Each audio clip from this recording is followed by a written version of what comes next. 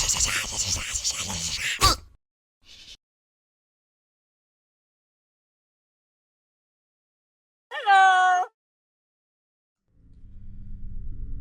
Good evening, everyone, and welcome to this week's Countdown to Whirl.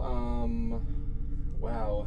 I did a little bit more animating than usual. I'm probably going to be I posted a message on the Mystery Brony Theater and Shaded Side Studios Discord and social media. And we got a lot going on right now with what's happening. Some stuff was animated, so look forward to that. We'll probably have something uploaded soon at this point, at least on one side of it, but we'll see where we go from that. With that said, cue the opening.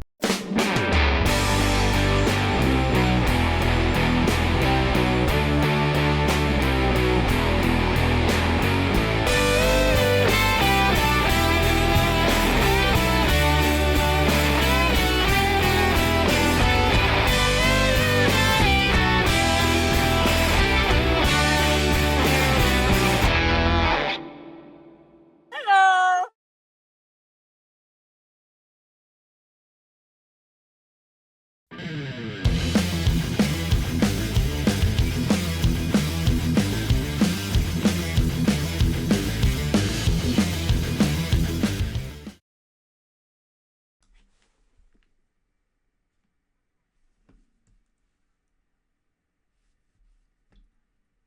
Long-awaited return of Linkin Park. Yes, Linkin Park is back after their first new album since we sadly lost Chester. We're going to be looking at From Zero. And I know Jablonski has some thoughts on this well, so I'll let him talk about his feelings on it afterwards.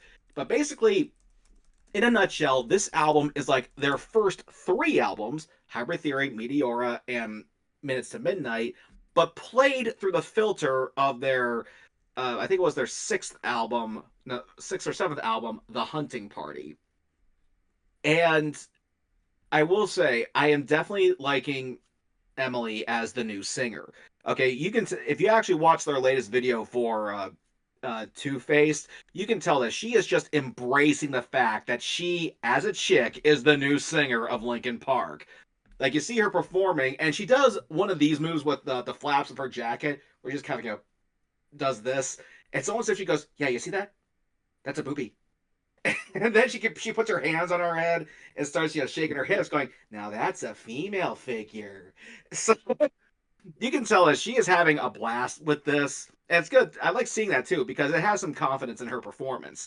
Now, as far as the songs on there, uh, a lot of people have mixed feelings about this, and again, I'll let Jablonski cover that. But for me personally, I definitely liked hearing that old sound again because I firmly believed that they left their core sound way too early, and for the longest time, fans wanted a return to that. And I remember the backlash for uh, One More Light. I remember the polarization of A Thousand Suns, and I even remember. And if Wikipedia is correct, The Hunting Party was their least selling album. So for a lot of people who praise the fact that they were unapologetic for their sound changes, I think I'm a little bit skeptical on that. And the singles are definitely the highlights, but I will say the intro is definitely a little confusing for an album. It has this, very, heavenly sound, and then you just hear Mike and Emily talking. So it's kind of a weird transition, but, we're more of a playlist generation than we are with albums. I will say, if you did grow up on the old stuff, you'll definitely be a fan. If want something a little bit different, your mileage may vary. Definitely, listen to it as an album. Start at the beginning, work your way down. The singles, though, are definitely the highlights. There are some songs I didn't really care for, others I thought that were fantastic. But all in all, it's great to have these guys again. It's so good to have them back. This is the Concert Cruiser for Hooked on Harmonics.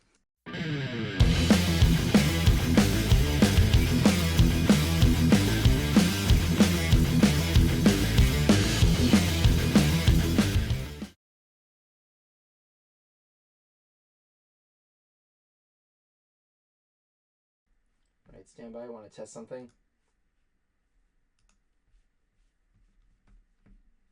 You say something?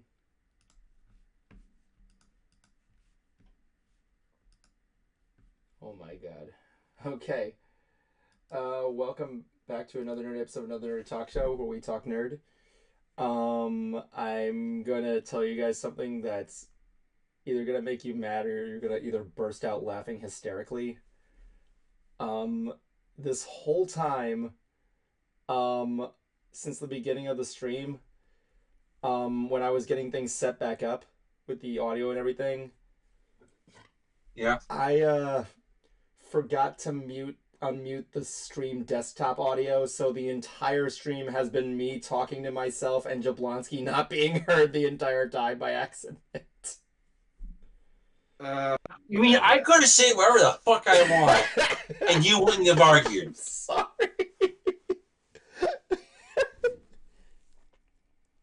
So the entire people have been hearing me talking about anal probes for like no context whatsoever, as well as Mike Tyson's ass.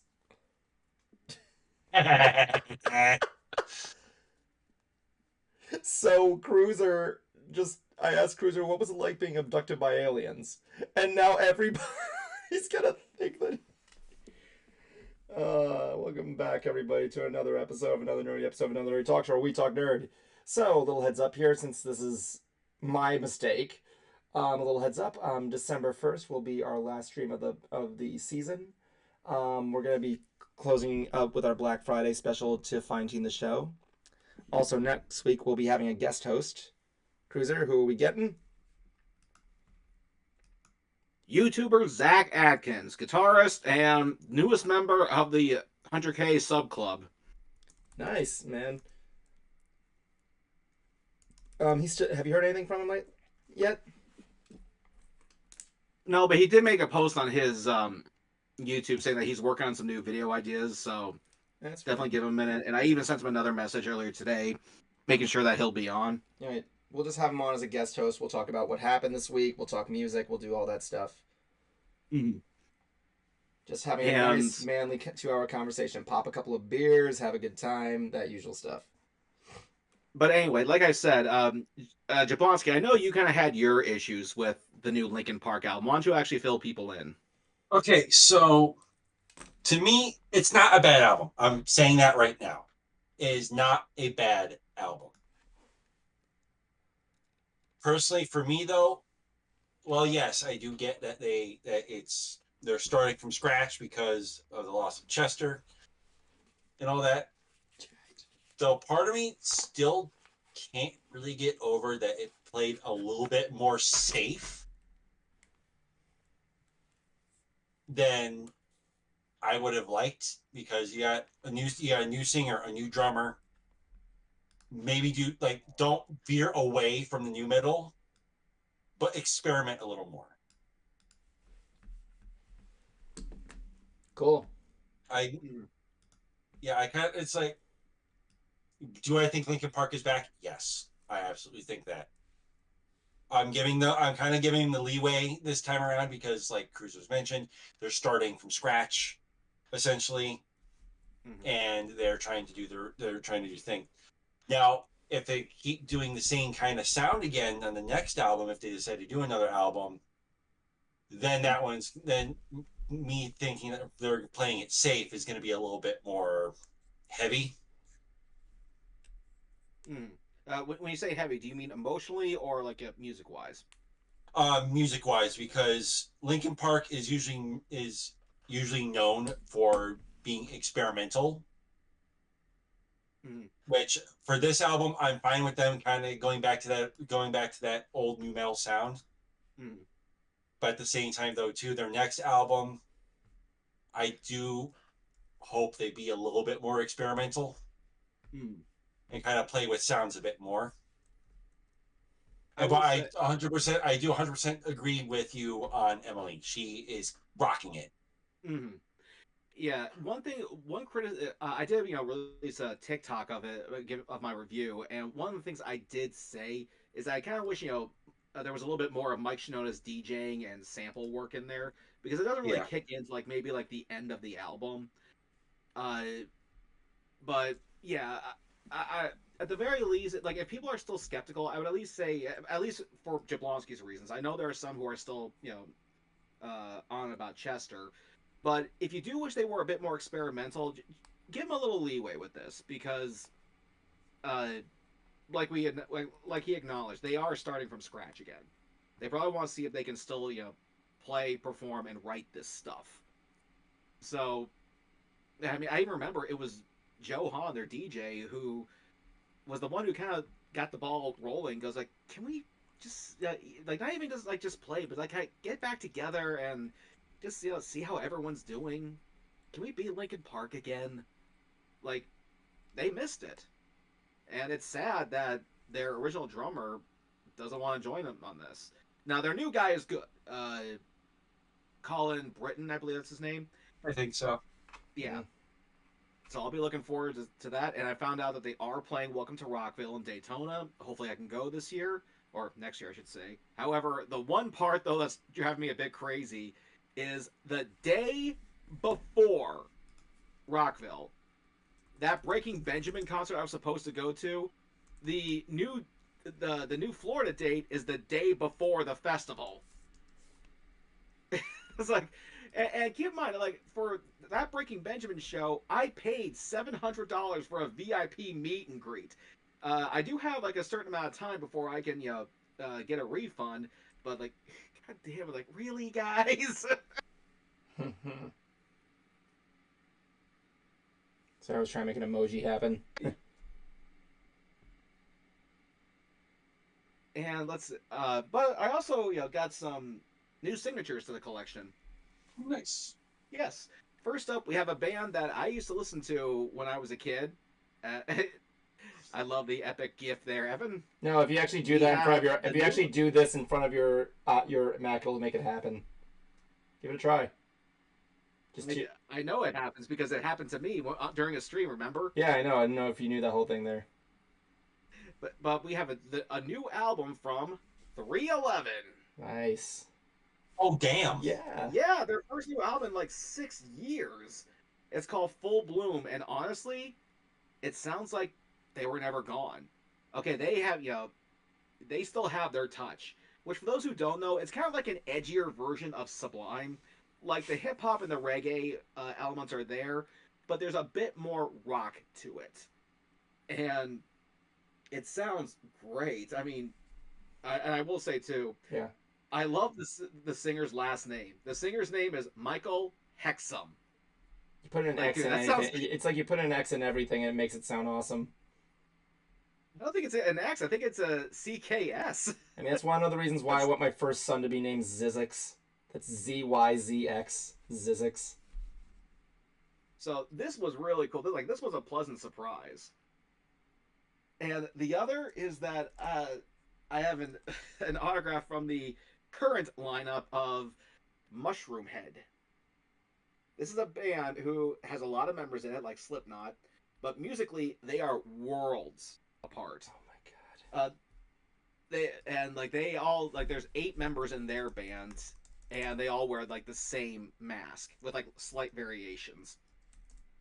But I bought that from their website when I heard their one and only original member, Michael Fenton, say, look, trying to get rid of phones at concerts is just stupid. I get why you guys don't like it, but it's really dumb. I'm like, okay, dude, you have my loyalty here. Let me go to your website and I'll buy your signed copy. And that album is very avant-garde, where like it sounds like noise when you first hear it. But if you really, really tune in and listen, you can actually hear the musical compositioning within it. Oh, and yeah. And I'm actually surprised that the band is still going because, again, there's only one original member. Like, if you actually go to their Facebook page, or not their Wikipedia page, and see like all the people who have been in this band, it's like, dude, why are you still going at this point? But Michael Fenton, he basically just said, like, yeah, I get it. I'm the only original guy here. But however, because there's been so many people coming and going, it gives you a chance to experiment with different sounds. Because everybody, thinks differently. Everybody's musical ear is tuned differently. And it gives you a chance to try something a bit new. And when they first broke the mainstream with their album Double X, uh, it had more of an industrial feel to it, and now we have something that's more progressive and avant-garde. So I can see what he means, but I thought it was kind of interesting that they're selling signed copies of their album called The Devil that's signed by the whole band on their website. But if you bought it off NewberryComics.com, where a lot of collectors get signed memorabilia, the only signature that's on there is the one original member. It's like, who gives a fuck about you guys? I'm the only one who matters. Yeah. Definitely. Let's see, and you know what, Evan, if I were to play something on here, could my microphone pick it up? Very unlikely since you have the noise distorter feature on your Discord. But what are we gonna play? Okay, never mind. I want to see if I can possibly play some of the stuff I was working on. If you're wondering why my whole body's flashing right now, I'm watching Carl Hyde's famous dance during Born Slippy in Underworld. The guy's 67 years old and he can totally fucking rave. Slow down, Maurice.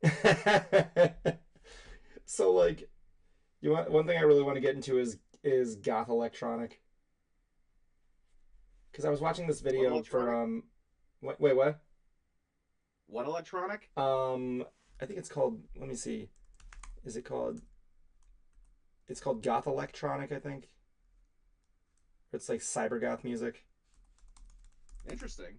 Yeah, it's kind of like music for. It's like, how to describe it? Cyber goth is a subculture. It's basically what Jablonski is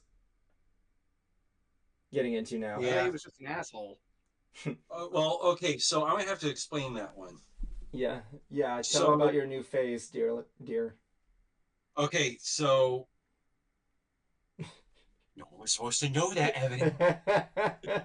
Okay, so anyways, there's this new thing that I've been getting into, and it has so everyone is familiar with what ambient sounds are, right? Of course. Yeah. Okay, so I just got into it today because nostalgia was hitting kind of hard, but not for what you would think. Everyone knows me as 90s guy, maybe the early 2000s. But lately, I've actually been finding new ambient videos of the 2010s. 2010s music being played in it's like you're in a bathroom at a party in 2020, like in 2013 or in 2015, and they have all these hits kind of echoing in the background. And to me, it kind of hits harder because I've lived through some of that stuff. Like, I've been to parties every once in a while. Yes, I do go out every once in a while. But it was like the parties during that time, and I would be in the bathroom and I could just hear like the ambient sounds from outside of the bathroom, like all these songs and whatnot. And I'm like, shit, don't tell me I'm getting nostalgic for this. But honestly, now, for me at least, looking back and seeing where I'm at now, I'm going to school, I got a good job, I got a half-baked job. I could diving into that. I got a wedding coming up, and it's like, shit, I've been through all this. I know what this is like. So it's like it hits on a different level than like 90s music would, or if early 2000s music would. Yeah. It's like I feel like I'm slowly coming out of that nostalgia. I'm just going bit by bit. Is that a good thing or a bad thing? Honestly, it's a good thing because I've realized over time that the more you stay with nostalgia, the more you romanticize it. The more you romanticize it, the worse that it can wrangle on your own health. Mm-hmm. A lot of people go like, "Well, I grew up with this, that, and the other thing." I'm like, "Good for you." My thing with that is when it comes to say more modern stuff, do you ever give that a chance, or are you just going to brush it off as like, oh, it's not as good as newer things? And that's why I said you can be nostalgic. Like, you can be nostalgic for stuff. Don't get me wrong, you can, but don't let it control you. Because remember, the past is the past. It's nice to look back on it every once in a while, but you also need to consider that you're in the present. And there may be some things in the present that are as good, if not better, than what was in the past. In other words, don't be a Tootsie Pop commercial. Essentially. Okay, sure, we'll go with that. Yeah. I was looking up. Oh, but yeah, it's a nice experience, though. Yeah. Mm-hmm. I was actually looking up. One thing I forgot to mention with the mushroom head thing. Evan, do me a favor. Look up the mushroom head logo. It looks like there's like this evil smile with 2 X's for eyes and teeth. Oh yeah, I know. I think I know the I think I know the logo. Yeah, it's like one of those. It's pretty cool. It's like a Venom-like thing. Okay, now that's their logo, and this is how the CD came in the mail. Okay. Cool. Nice. Like, that is cool. I love it. Like, part of me actually wants them to sign this because I love it. God, I always hate how I always get Mushroom Head confused with Infectious Did Mushroom, which is a band that Aki got me into. So I found out there's a goth EDM band called the Gothsicles, and one of their albums is called Nesferatu. And the friggin' album cover is literally just a drawing of Nosferatu wielding a power glove. It looks nice. fucking cool. Oh my god, this thing came out in like 19 whatever. I gotta listen to that when I'm done here. So like what was I gonna say? So let's get into the big event. It's the first time we're probably ever going to be talking about sports in Ants, because we were all watching the big event. Well, I wasn't. The keyword trying to watch here. I didn't watch it. I didn't even try. I fell asleep. At like midnight. I'm like, I'm not going to wait for friggin' God. So I went to bed because honestly, the next morning I was getting up for the Universal Garage sale.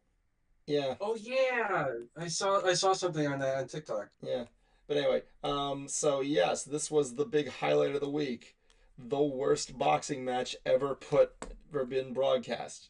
In this case, attempted to be broadcasted. So Netflix decided to try their shot at live streaming. Well, they've done it before, but this was the first time it was for a sporting event. Yep. And it went as well as you would expect, people. It went as well as your first stream would go. It looked like season 1 of Ants. No wait, scratch that. Season 1 of Ants was better because at least we didn't time out. We just lagged. But like at the same time, oh my god. And for those people, and for the people that have actually stayed with us that long, yeah, why are you wasting your time with us? Yeah, but no, seriously, thanks for staying.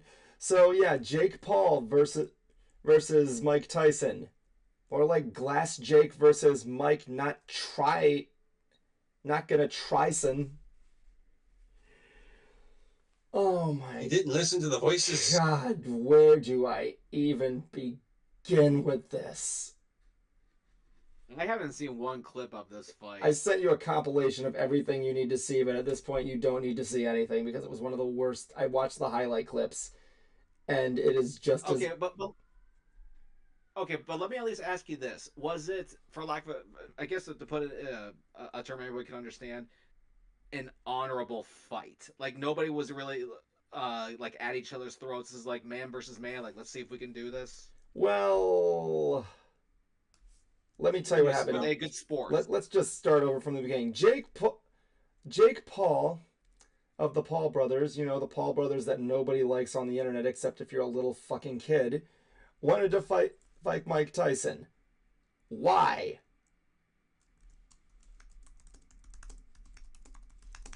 I have to look this up. Why did how did this come about? and I have an idea. I have an idea of why, but I hope I'm right. How did this happen? I can't even get an AI answer for it.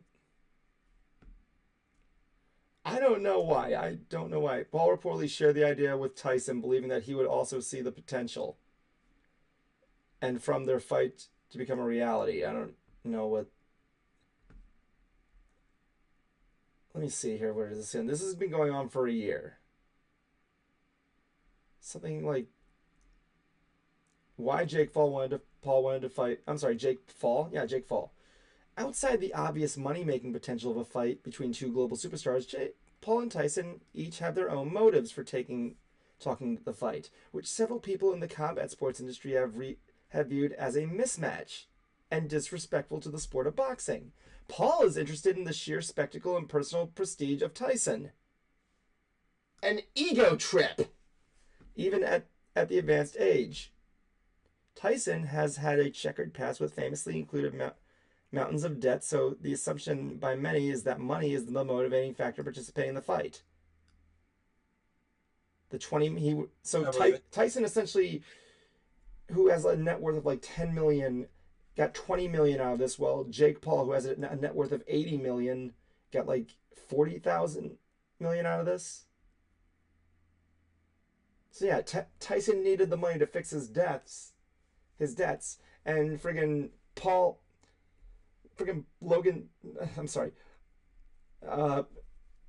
Jake Paul is like friggin'. If I called him Logan Paul, thank God it wasn't him, because if it was Logan Paul, my God, I would want Mike to fucking kill him. But like, yeah, like Was he the one who did the? Oh, sorry. He's the one that did what? The whole Japanese. Yep. Yeah. Though to be frank, I would. No. I'm not get. Are you about to? No, I'm not going to defend. Oh, thank God. Essentially slander on two different people. You got two pieces of shit. Okay. I would rather deal with Logan Paul than Johnny Somali. Who's he? Yeah, who the fuck is that? Dude that got arrested. That's a shock streamer, and he recently got he's stuck in South Korea for being an idiot. Well, that's another story altogether. So basically, and he's looking at between 7 and 10 years in prison. Focus on the fight, dude. So Jake Paul wants to do this just for his fucking ego, and Mike Tyson, well, at least he has a valid reason. Let me just put it this way: I was rooting for Tyson, but I really could give a shit about who did this. The only thing I wanted to see was Jake Paul get socked in the fucking face, because I hate this guy very much. Obviously. And I'm glad I'm not the only one that shares that sentiment. I mean, what was he hoping to gain from this? If he beat Mike Tyson, he just beat a fucking 57-old man. Yeah, he's physically fit, but like, come on, dude. And if he lost, he'd be saying, "Oh, you got your ass kicked by a 57-year-old man." It's like trying to fight an infant. You're not. If you win or lose, you're not gonna look too good. Oh, you guys hear about Logan Paul, about Jake Paul's next fight? Oh, what is it? It's with Muhammad Ali's corpse. Not after he's done with his fight with Jimmy Carter. The memes. Yep, the internet. So yes, look, Jake Paul is, in my opinion, one of the worst people I've ever seen in my life. The guy has had legal issues. He's assaulted 2 women. Allegedly, during the George Floyd riots, he actually stepped foot in a mall, which was and while he didn't take part in the riots, and was there claimed to just document it for a vlog. Dude, you're still fucking trespassing. He scammed a bunch of kids out of their money about how to become an influencer when it was just 2 stupid videos. The list goes on. He had the FBI have his house searched. He was fucking. What else did he do? I can't. The list goes on. The list goes on. to be honest, I never really knew that much about the Paul brothers, like at all. The only thing I really knew about them was, aside from that one controversy, is that they did a couple of podcasts that I liked, but it wasn't really enough for me to go back and like check out their whole episode list of who they've interviewed. So I really don't have much of an opinion about them. They definitely seem like scumbags. Uh, but I really don't have much else I can say. So Yeah, as far as was this an accomplishment for him to defeat Mike Tyson? Yes and no. I will judging like I knew he could fight. I knew. Oh yeah, he could. Like let me make that clear too.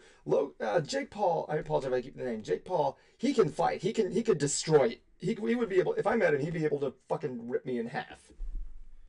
Like he's a good fighter. He's just an asshole. That's the thing.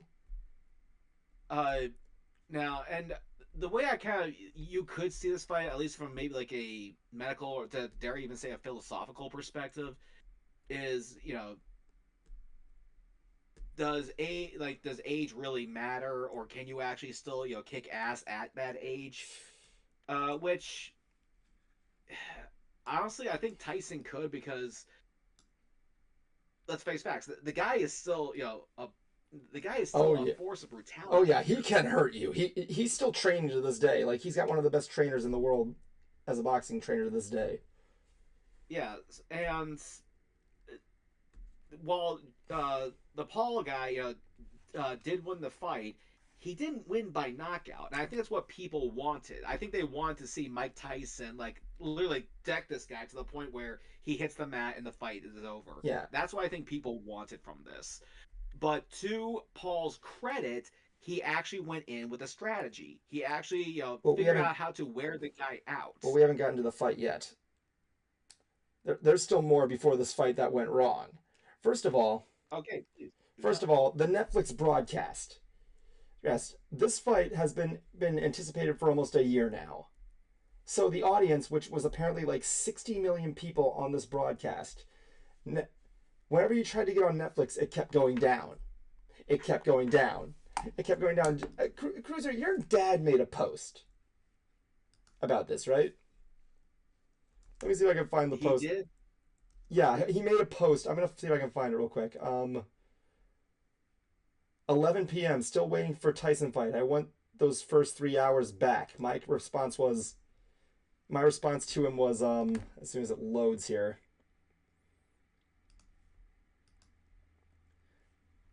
Where was it? The only thing that got knocked out tonight was Netflix streaming feed. And apparently some guy named Dan posted that joke I made about Jimmy Carter. Yes. Next up, we'll see how he fights against Master Roshi. But like, which I would love to see, by the way. He's 900, he could still kick his ass. But like, so it kept going down, right? Whenever they would cut back to dude, there's a photo of your dad eating a donut with a donut in his mouth, and it looks from a distance like his mouth is like wide open, like going like. Aah! But like so. God bless you, Jeffrey Sprower. Anyway, but like so you want to know one other thing Jake Paul did before I forget? During one of his videos, he put his home address in the public of one of his videos. So all of his fans kept flooding his house and disturbing his neighbors. So now the whole housing development is throwing a lawsuit at him for being a public nuisance. This guy's an asshole. I don't care what anybody says. So let's go into the thing there. What happened was, if I'm reading this right, during the weigh-in, Paul approached Tyson by knuckle walking before stepping on. He approaches the stage knuckle walking, which, with Tyson being African American, is extremely racist. I don't get it. What's knuckle walking? Knuckle walking is like walking like a gorilla. Like, yeah, you like walk down like the thing right there. There, and yes, that you say, oh, that's not big. No, let me put it this way. What? I wouldn't say it's racist. I think it's just him acting like a jackass. Yeah, well, it doesn't also help that in several of his videos he's dropped multiple N-bombs. He's also done a lot of mislabeling on other people. He's also done a lot of different like racial jokes on other people such as Israelis and Mexicans and everything. Like he's not had a good history of this cruiser. So whether or not you think that's racist, it's really not helping out in this one here. But that's not all he did. That's not all he did. You know what else he did? You probably saw the clip of him getting slapped in the face by Mike Tyson, right? Yeah. Yes. The reason why he did that was because he stepped on his toe. Okay. Mike Tyson has a condition where pain going down his leg from his lower back. I can't pronounce the name here. I had to look this up. It's called sciatica, SCIATICA.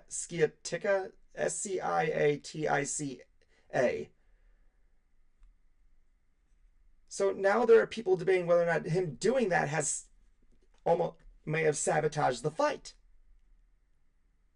Because now apparently according to him, yeah, he was in fucking pain during that whole fight because of that. But yes, the fight, people were waiting. We saw these other two fights that were really good. I don't remember who they were. It was just these two guys from like, these two Hispanic guys and these two girls.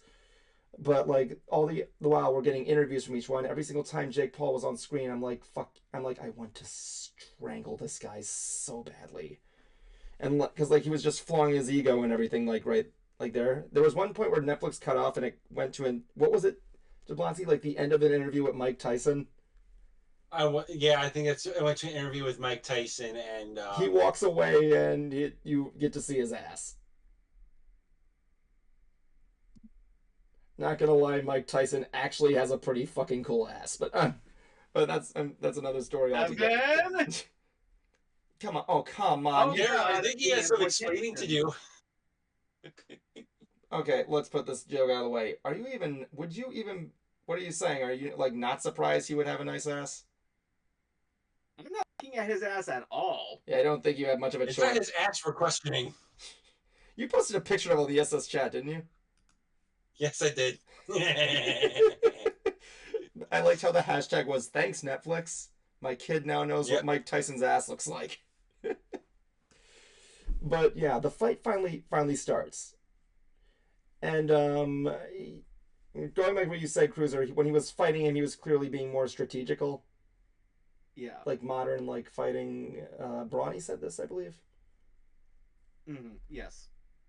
Like Mike Tyson, when he fights, his signature opening move is he goes at you. When you fight Mike Tyson, the moment the bell rings, he's going to maul you. He's going to attack you and fight and throw everything in there, right? Mm-hmm. And he has Jake Paul on the ropes. I'm just waiting for him to. I just wanted to see him sock him in the face just once because I've always wanted that. I want to get a gif of him getting punched in the face over and over and over right now. And all throughout the fight, he was. You told me, like, Brony said he was like waiting. He was clearly trying to let Mike lose his stamina. Yeah, wear him out essentially. Yeah, a good strategy. A good strategy.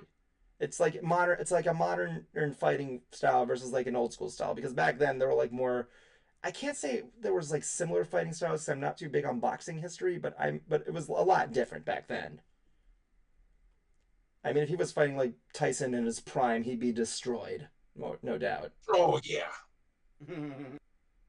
It's like having Glass Joe fight Mike Tyson. Glass Jake. That's what we're calling it. Glass Jake versus Mike not gonna TRYSON. There you go. But like so during the fight, like he's got Mike on the rope. All Mike is doing is blocking. He's just blocking. And he's just swinging like almost like he's not even trying. There's one point where Jake Paul has his arms down. Mike has the perfect opportunity to hit him. Because here's the thing about boxing that you guys might not know. I know that I've heard this from one of my friends who's a bodybuilder, I believe. Yeah, wait, was it that guy? I can't remember. It was a friend. I think it was either my friend who was a bodybuilder or another guy who was in ROTC. When you're boxing, saying when you're watching boxing, you see each jab like one moment, right? Like boom, like right there, right? Yeah. When you're fighting, every punch within that subconscious is like a minute long. It's like 30 seconds long. You because it's your perception of time. You've done this so long, you know how each one's gonna go. You know what I'm saying? Yeah. It's like a sense of time. So there are like several opportunities Mike has to like clobber this guy. Like his arms are down at one point, and like, dude, he's right there. Just get him, and he doesn't. So in the end, no one. You said it yourself. No one got knocked out. At the end, they give an auto fight. He thanks him. Whatever. And you know they do the whole thing. They finish there. They butt heads. They press gloves. They do the whole like boxer good game deal. Yeah. And yeah, Paul wins. So you really think Mike didn't even try? It's not so much that he tried. Yeah, there were points where I'm like, dude, he's right there. I know I'm not big, but you're Mike fucking Tyson. You should know when there's an open opportunity. There are some people saying the game was fixed. What do you guys think? You think this was fixed? Not necessarily. It seems because the more you keep telling me about this, the more it sounds like Mike just didn't care and wanted to just take a dive and end it. But rather than just kind of fake an injury and fall over, it's like, fine, look, just have your fucking moment.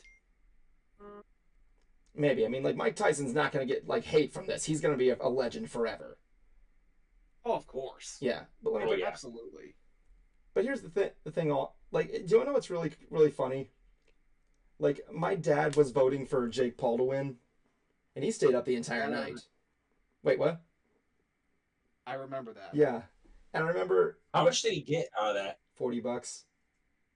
It's not bad. Whenever I bring it up, I don't know if any of you guys said this, but some of my other friends who follow my dad on Facebook are like, "Are you serious, Timothy? The Bernardi bet on Jake?" But my dad makes a lot of like interesting political standard social media posts and a lot of stuff that he either does jokes around or anything like that. But everybody has, even my girlfriend's mom said the same thing. It's like, out of all the people I would think, your dad would want to be the one guy who would want Jake Paul fucking destroyed. Because of he probably did want him destroyed. No, he didn't want him. I even asked him, I'm like, Dad, do you know who Jake Paul is? And he's like, yes. I'm like, do you know? No, I'm asking outside the ring. Do you know who Jake Paul is and everything he's done? He's like, no. And I'm like, now it explains a lot. So I had to explain to everybody. He's like, yeah, he doesn't know who Jake Paul is. My dad doesn't know who Jake Paul is. He was probably looking at this from more of a stance of, okay, this guy's younger, Tyson's older. Yeah, basically. And I really don't want that to be a factor. But although one thing I couldn't help but maybe this is wrong on my end, but I thought I couldn't help but chuckle. But there was a moment where Tyson was being interviewed by like this 12-year-old girl who's trying to be an influencer. It's like where she goes like, "So I know you have like this big legacy. What does legacy mean to you?" And he goes, "Legacy doesn't mean shit. You're gone. And that means nothing." And like crushing this little girl. And it's like, and she goes, "Oh, I never thought of it that way." Well, I mean, I know what he's saying. He's not clearly trying to break her heart or anything. He's just like saying, like, I just box, man. He's being that guy. He's trying to be noble, but she kind of got it the wrong way in a way, basically. I think she more or less didn't know what to do. She didn't know what he was gonna say and everything.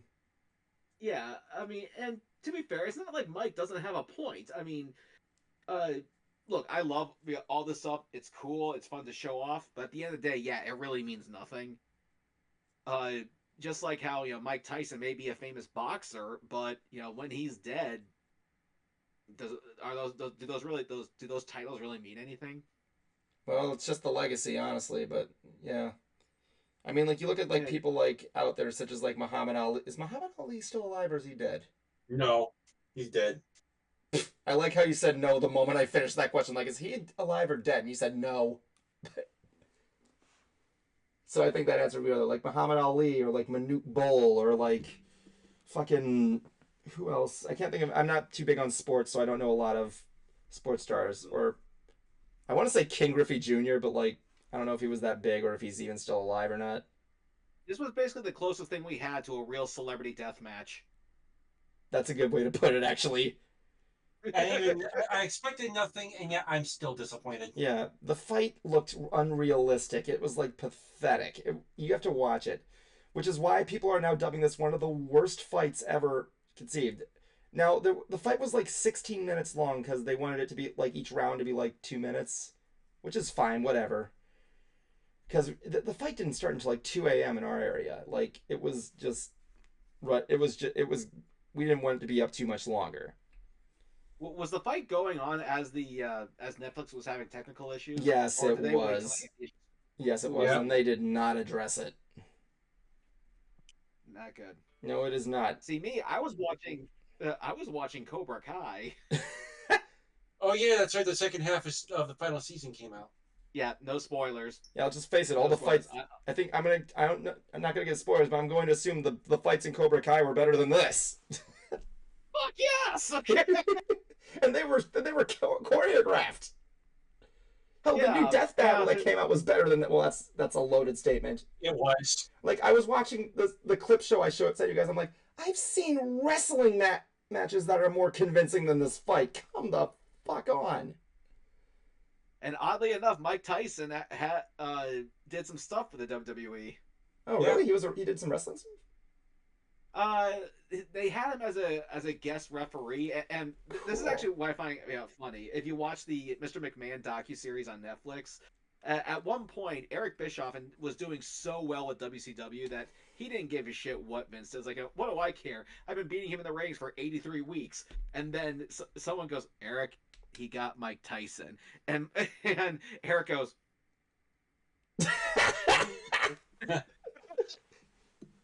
Mike fucking Tyson. Let's just face it, Mike Tyson's gonna be more of a badass than this guy. I mean, you ever see that fight of him when he rips off a guy's ear with his teeth? Evander Holyfield, yeah. Yeah, well, he doesn't. Well, you know what I mean by rip it off. He like bites the guy's teeth to death, and he's like, you can see the teeth marks. That's like bleeding. The guy's ear, yeah. That is fucking cool. That was fucking badass. And I remember too, he was also at the roast of Charlie Sheen, and I didn't realize that Mike Tyson had a knack for comedy, but lo and behold, the guy does. Yeah. I remember, like, he finishes by going off on one of his little rants, and then he goes, "I'll eat your children out." I did it again, didn't I? You know what's really stupid? I missed an opportunity of meeting him. He was at MegaCon one year. Well, he was supposed to be, but he canceled. Oh, he did? Yeah, well, because my friend, our friend, Spencer Wilding was supposed to be there too, and when he found out that Tyson was going to be there, oh my god, he was so excited. But then he canceled. Yeah, that stinks. I would have loved to say hi to him. I would love to shake his hand. I would love to feel that strong handshake. I would love to have him sign a copy of I would love to have him sign a copy of his NES game for me. Oh my god! Do you want to know something really funny? He said he played it once. Everybody else, have you ever played Mike Tyson's Punch? He's like I can't do his voice well, but he's like saying I never got through the first boss. So then he was on Jimmy Kimmel and he got to see if he could beat himself on it, but he lost.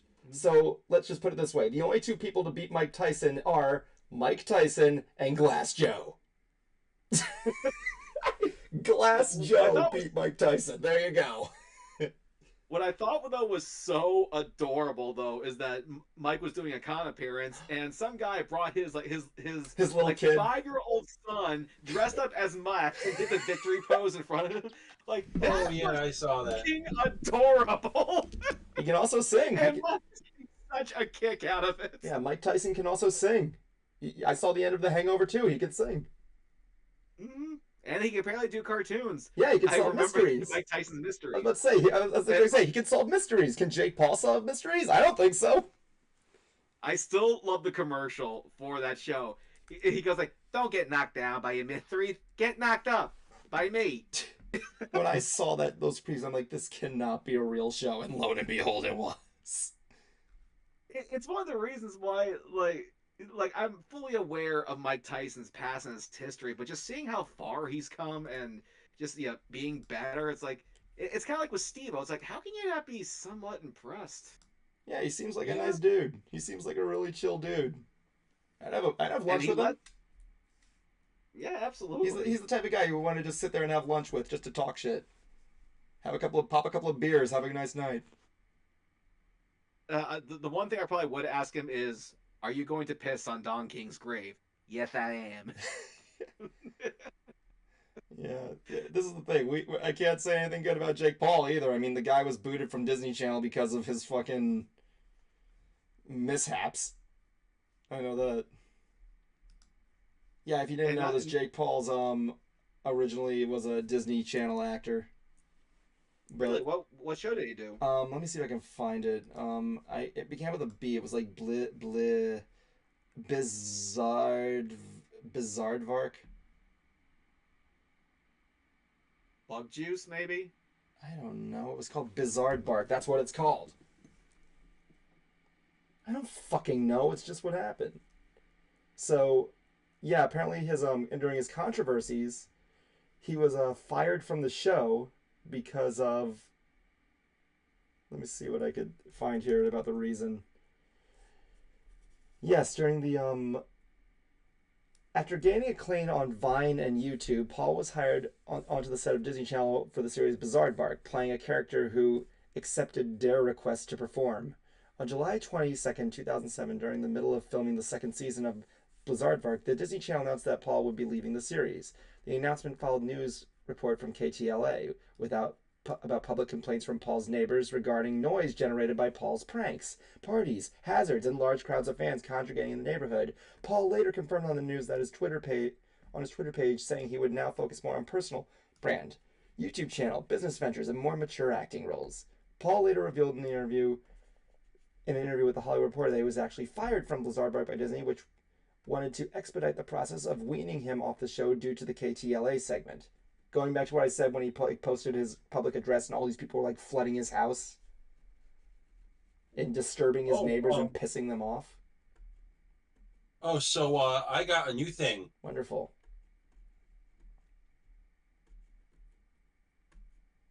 Are those your Crocs? I thought they were Sonic Yes, shoes. they are. They do look like Sonic shoes. They're Gundams. Gundams. Yep. Even came with the little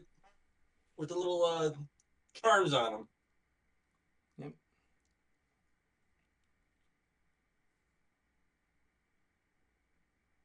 Oddly, they're actually pretty comfortable. Once I broke them in. So what's it like wearing those things? Is it just like, cushy sandals or something? Oh yeah, they're really nice. Yeah. They're really nice when you like wear them the first time. When you break them in, your foot kind of adjusts. Besides, it's a flip flop and a sandal.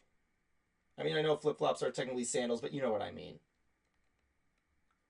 Yeah, I just have it on as like a flip flop because my actual like flip flops are starting to go the way of the dodo. Yeah, I like Crocs. They're really nice. I used to. And it's like, yeah, I wear closed-toed shoes about 8 hours a day for 5 days a week. And I'm like, you know what? I want something that isn't going to constrain my foot and that allows me to breathe. Yeah. But at the same time, too, I'm like, yeah, maybe having a kind of a closed foot wouldn't hurt. Oh, yeah. Yeah, believe me, people, when you get older, you start to realize why adults love taking off their shoes and socks so much. And pants. Yeah. I kind of make it a thing. And pants too. Just standing in front of the fridge naked. Like, I kind of make it a thing that is like, if I'm not working, I'm either barefoot around the house or I wear my Crocs. That's always one thing I wanted to do on the stream, just see if I can do an entire episode of Ants, but in nothing but my boxer shorts. no. Well, it wouldn't be like I'm naked or anything like that. Just boxer shorts. It'll work just as well as everybody should be wearing bikinis. The funny thing is that like you grow up and like you realize like the 5. word underwear where it gets less and less funny as you read it. It gets less and less funny as time goes on, but there is one point where it starts being funny again. Yep. Remember that when you were a kid? I you think thought Cruiser underwear was can attest to that. It's somewhere in your 30s that it starts to become funny again. Yeah, but then again, it was always funny when you were 5, and that was you lose your humor when you hit the final 5.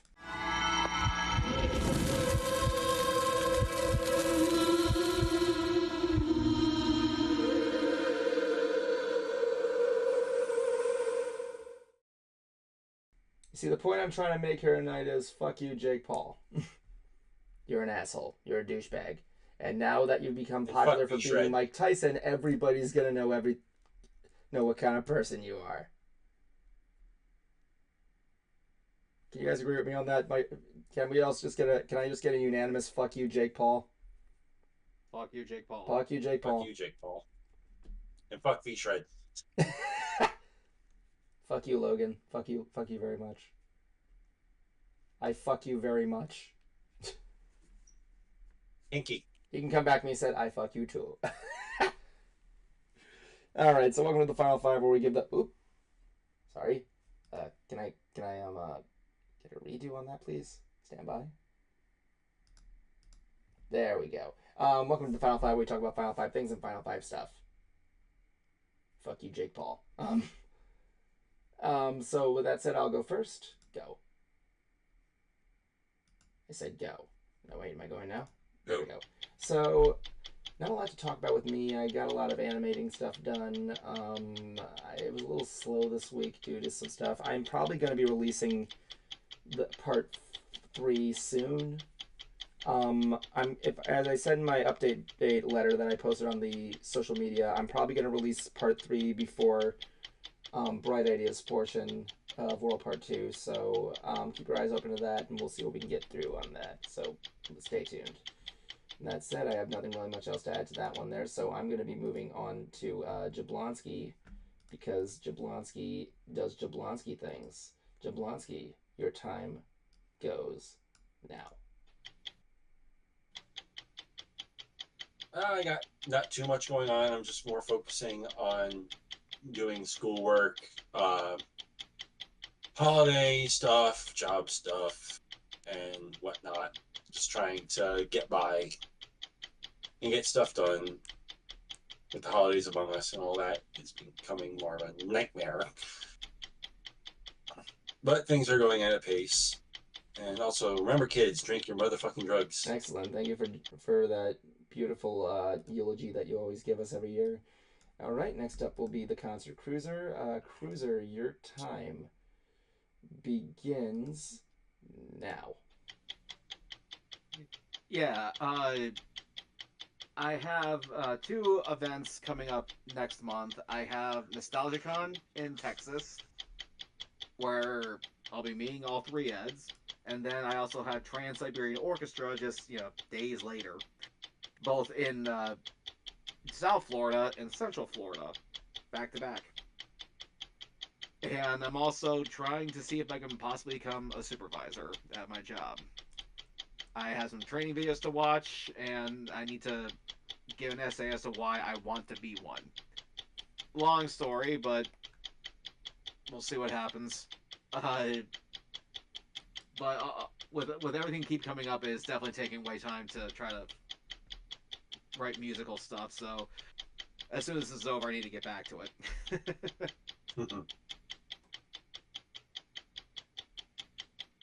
That's it. Well, you hit it right at the mark at the end. All right, thank you very much for joining us tonight, everybody. This was a good stream, better than last week's, I'll say that. But yes, next week we'll be having Zach Atkins on as a guest host, hopefully. Dude, Zach Atkins posts a lot of videos about wigs. For whatever reason, that took off. Yep. I know exactly what I'm going to ask him to do when he comes on the stream. It's the end of the show, so don't blow it. It's the end of the show, so don't blow it. It's the end of the show, so don't blow it. End it right.